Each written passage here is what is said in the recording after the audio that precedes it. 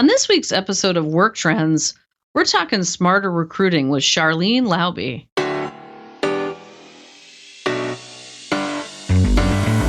Welcome to the Work Trends podcast from Talent Culture. I'm your host, Megan M. Bureau. Every week, I interview interesting people and brands who are reimagining work. For more information, be sure to check us out at talentculture.com and join us live on Twitter every Wednesday at 1:30 p.m. Eastern using the hashtag WorkTrends. Today's guest is Sharlyn Lauby. She runs the much-loved site HR Bartender, is president of ITM Group, and has more than 20 years of experience working in HR and organizational development. Welcome to Work Trends, Sharlyn. Thanks for having me, Megan. It's nice to chat with you. I know, we're both so busy. We actually get to see each other in person in a number of weeks at SHRM Annual, right? Yeah, in Chicago.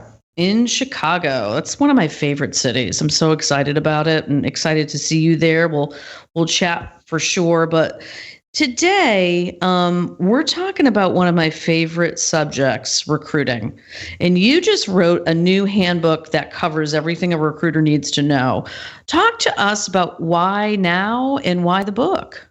I've always been of the impression that the recruiting function was really the first impression that many people have of the organization. You know, the way that they come in, I was talking with some recruiters recently about this, and employees remember the person who hired them. So the recruiting function is just so incredibly important.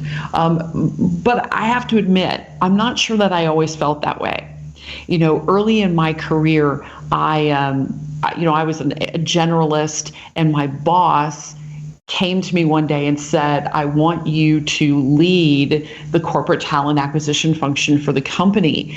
And I thought it was a form of punishment, to be quite honest, because at that point in my career, the only thing that I had really seen about talent acquisition and recruiting was interviewing. And it wasn't until I accepted this role and I really had to start diving in that I realized recruiting has so many moving parts. You know this from your experience. It has so much strategy and so many moving parts that I sat down and said, I want to write the book that I wish my boss would have given me, or that somebody would have shared with me when I was asked to lead this corporate talent acquisition function, so that I didn't learn everything the hard way.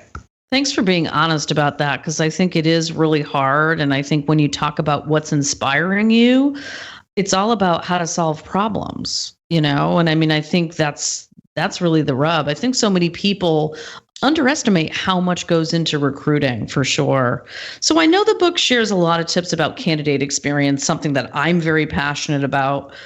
What are some common things companies miss when it comes to creating a really great experience for candidates? I've always worked in industries where the candidate could also be a customer, and that has been ingrained from day one. And not just that the human resources department knows that, but that everybody in the organization realizes that the individuals who are coming to apply for jobs are also the same people. You know, I grew up in hotels and airlines and theme parks.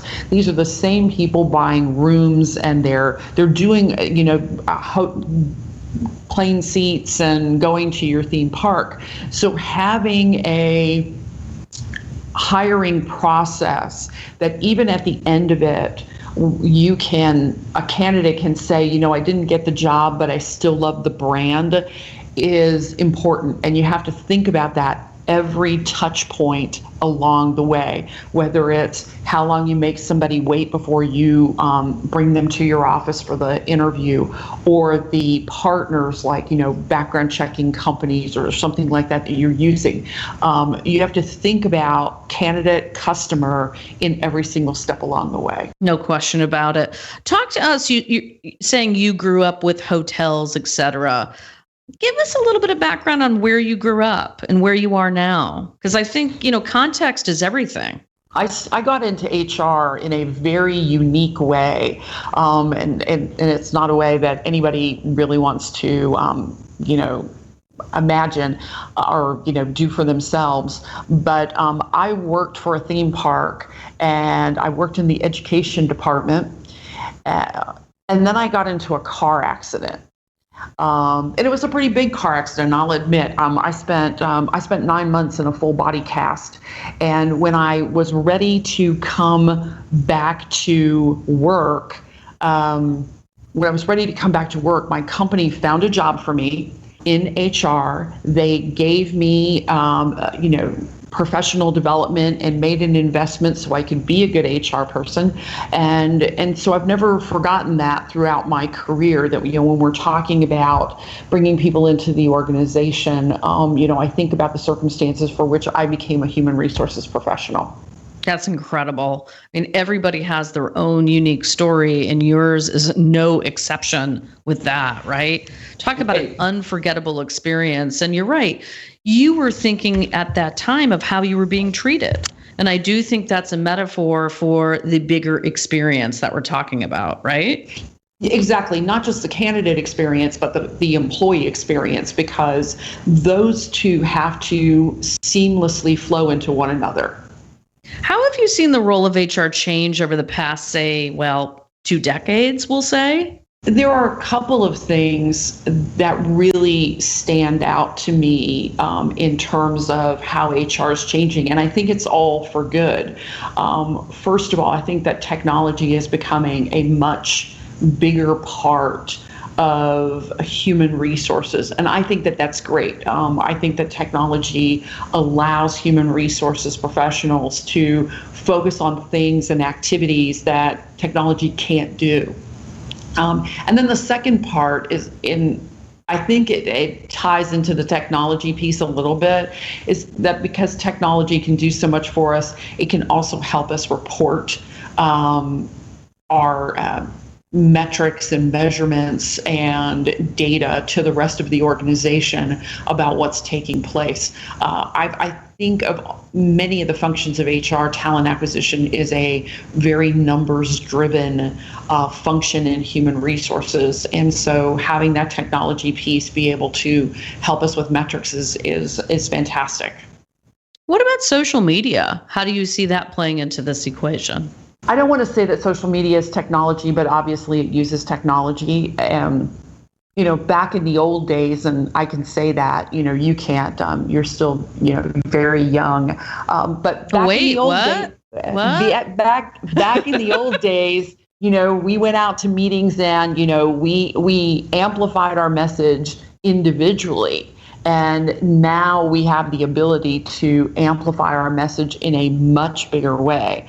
So I'm a big fan of using social media, especially for talent acquisition. But one of the things that we have to remember when you're doing that is, if you're going to use social to bring people into the organization, then they are going to expect social in all of the other facets of their career. So you can't bring somebody in using social media and then turn around and say, you need to lock your phone up and you can't use it during your working day.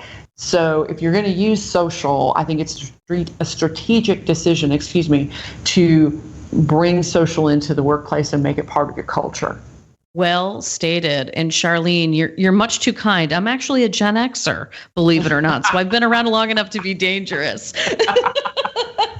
Some people think I'm a millennial, though. So, and I'm okay with that, right? Because it's not really about, and this is actually a bigger picture, it's not really about what generation we're from anymore. And that's a lot of what you're talking about right now. Like, if you're going to use it, use it. I don't care what generation you're from, right? When you start talking about baking in a social culture, it's everywhere. It's pervasive. So you're right. It is a technology when you look at it that way, and it's part of culture. It's part of everything we do now, right?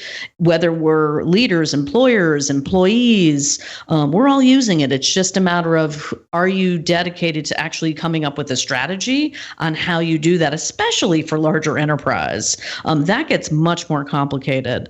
So speaking of complicated, what advice do you have for somebody who's just starting out in HR right now? Because to your point, these are different times. They are, but I think that the other piece that's really wonderful is there are so many terrific resources out there. Obviously, I'm a huge fan of the Society for Human Resource Management and the work that they're doing.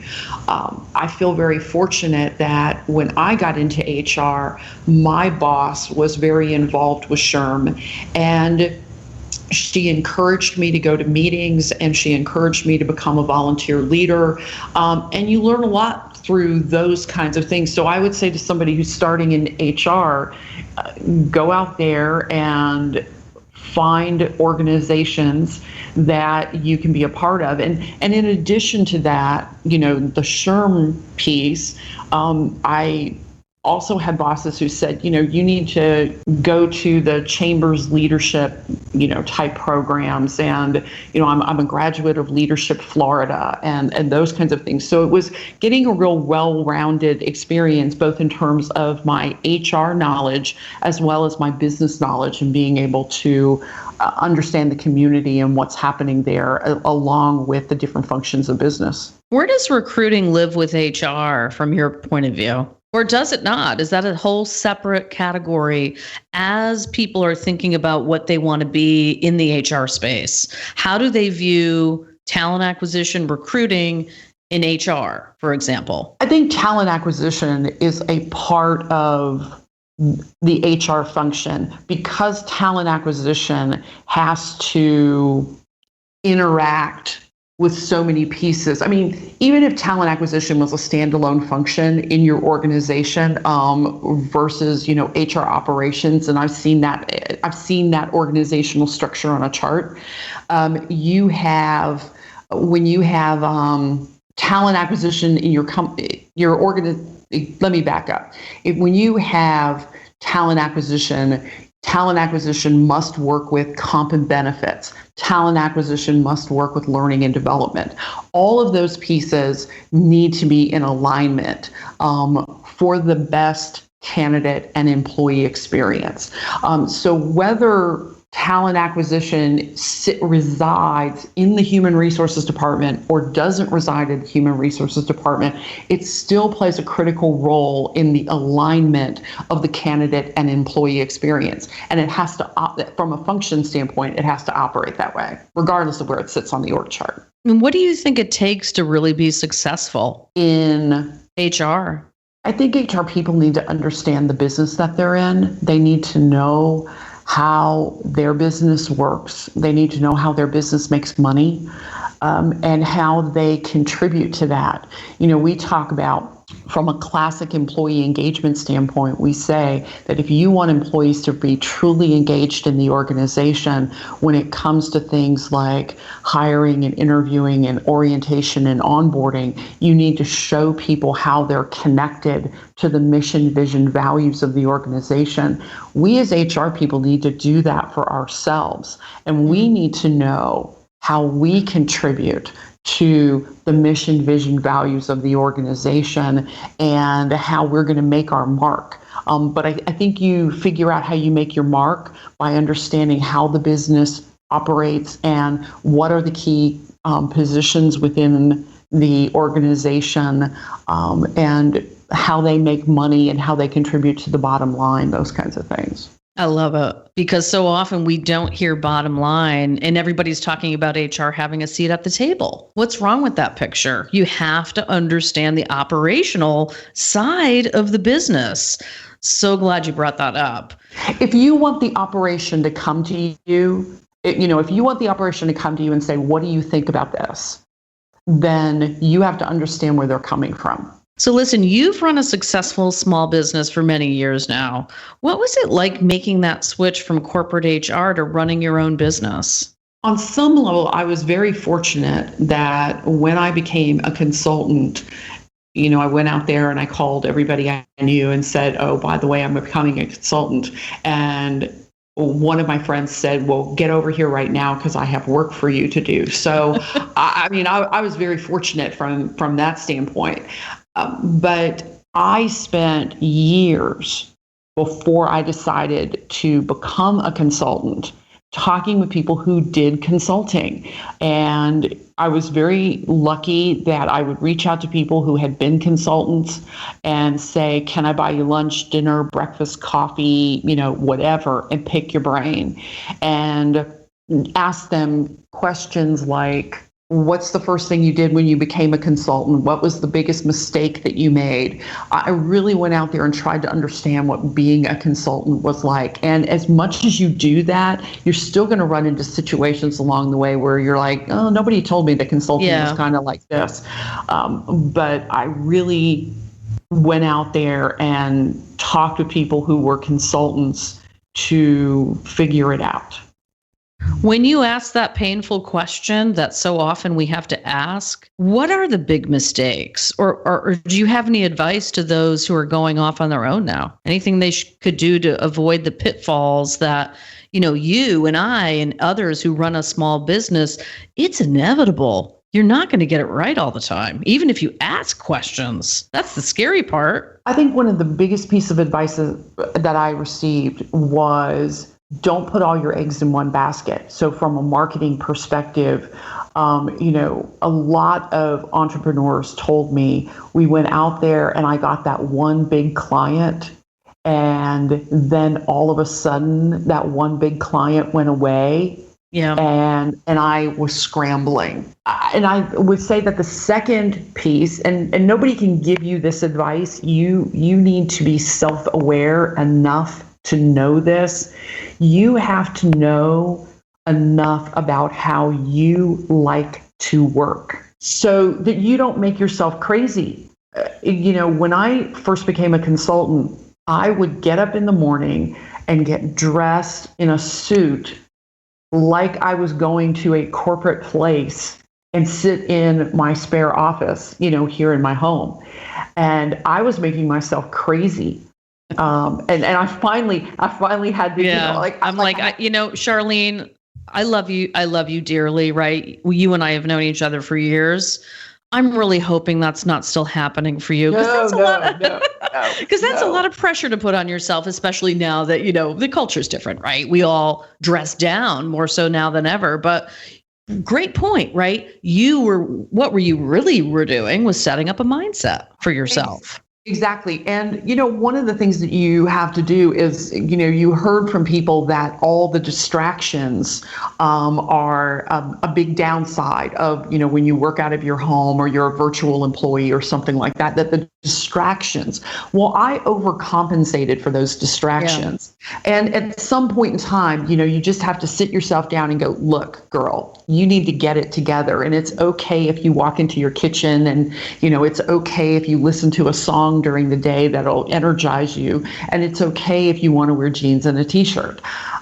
So once I kind of lightened up a little bit and really realized that what I was doing was transitioning into a more blended lifestyle, that made work fun. Mm-hmm. And that completely changed the way that I look at consulting. You have this really interesting side project called the Unretirement Project. I want to hear more about this. We started the Unretirement Project about a year ago because one of the things, when I worked in the hotel industry, our corporate attorney would ask me for a favor once a year. And the favor was that he wanted lunch reservations for him and his wife in our hotel restaurant on New Year's Day. I would do it. He's a great attorney. I was happy to, do a favor for him. And, after a couple of years, I finally got up the, nerve to ask him, what are you doing on New Year's Day in our restaurant? And he said, my wife and I like to go and have a nice long lunch on New Year's Day and talk about life. We want to talk about our life. We want to talk about our home. We want to talk about our jobs. We want to talk about our future. And I said, wow. I like that idea.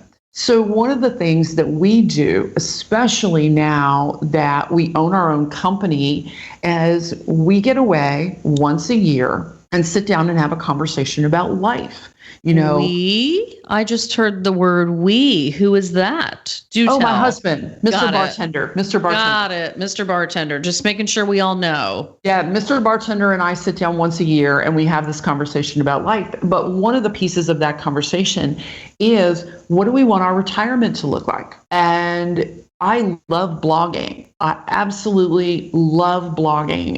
It's just great fun. I enjoy it.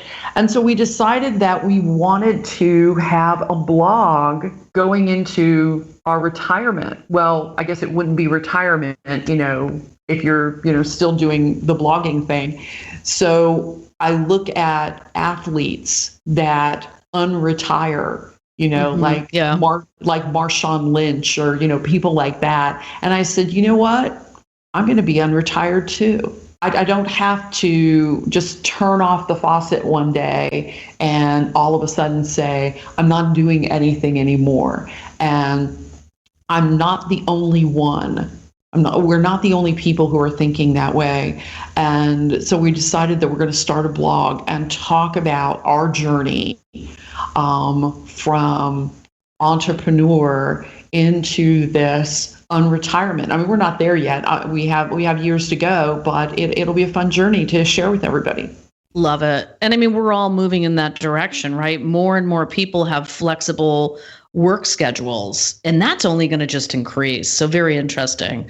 So let's shift gears a little bit and talk about how you keep learning. I know that's really important to myself and the talent culture community. I know you were at SHRM Talent in Vegas last week. Right. What's happening? What was interesting there? One of them, I heard a couple of super interesting presentations. One of them was about how to decipher the military resume.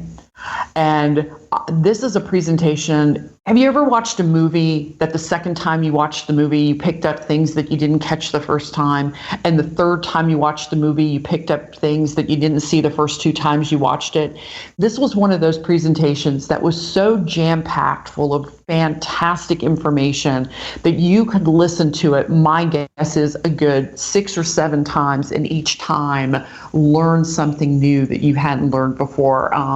But I don't know this for sure, but it's possible that if you weren't at SHRM Talent, you might be able to pick it up via recording. But it was just a fantastic session about deciphering military resumes. So I thought that was really cool. And then the second one had to do with building a social army. And, one of the things that I think SHRM does really, really well is they've built this volunteer army that goes out there and talks about SHRM. Well, I thought it was interesting that the speaker, Joey Price, was talking about building a social army to go out there and amplify your messaging. So I would say that those were the two really great presentations that I heard along the way.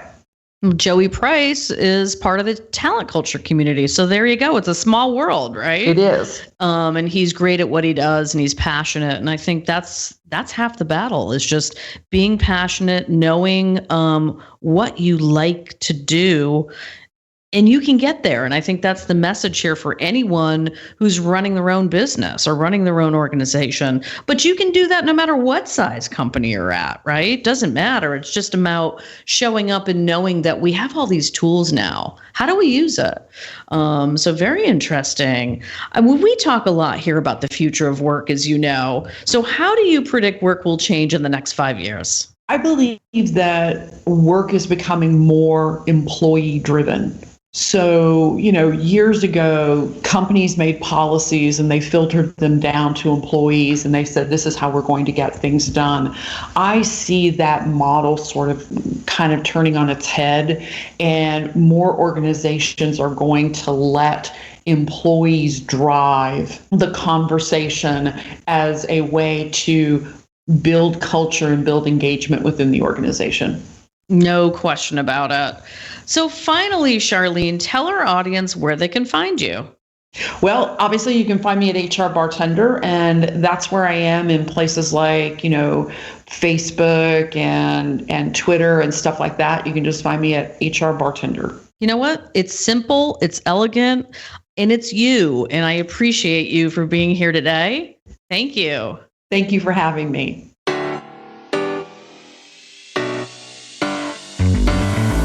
Thanks for listening to Work Trends from Talent Culture. If you enjoyed this episode, subscribe wherever you listen to podcasts. And I'd be really grateful if you took a moment to leave a rating and review on iTunes. It helps other people find our show.